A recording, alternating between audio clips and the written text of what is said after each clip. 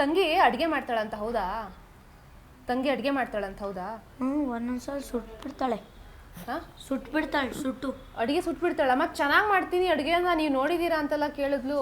ಹೌದಾ? ಮಾಡಿ ತೋರಿಸ್ತೀನಿ ಇರಿ. ಬೇಡ ಬೇಡ ಇವಾಗ ಬೇಡ ಬೇಡ ಬೇಡ ಬೇಡ ಬೇಡ ಇವಾಗ ಬೇಡ. ಏನೇನು ಅಡುಗೆ ಮಾಡ್ತೀಯಾ? ನಾನಾ ಹೇಳೋ.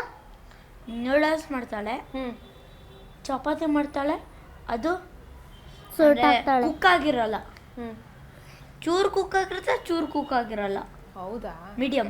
Okay okay okay. ಅರ್ಧಂಬರ್ಧ ಮಾಡೋದು. ಅದು ಈಗ ಕಲಿತಾ ಇದ್ದೀನಿ. ಮ್ಯಾಗಿ ಮಾಡ್ತಾಳೆ.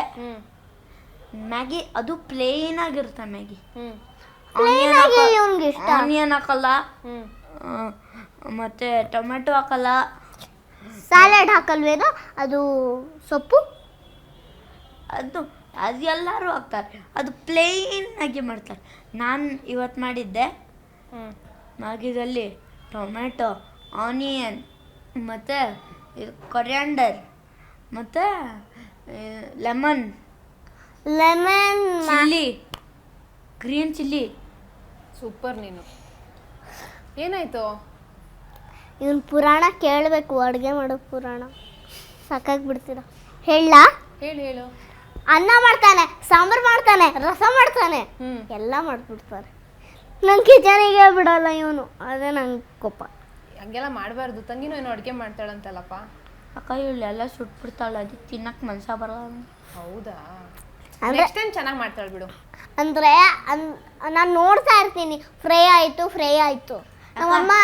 ನಮ್ಮಮ್ಮ ಮಾಡ್ತಾ ಇರ್ತಾರೆ ಯಾವಾಗಲೂ. ಅಂದರೆ ಲೈಟಾಗಿ ಸುಡೋದು ಇಲ್ಲ ಅಲ್ವಾ, ಸೊ ಅದನ್ನೇ ನೋಡ್ಕೊಂಡು ಸುಟ್ಟಿಲ್ಲ ಹಂಗಂತ ಹಾಕ್ಬಿಡ್ತೀನಿ.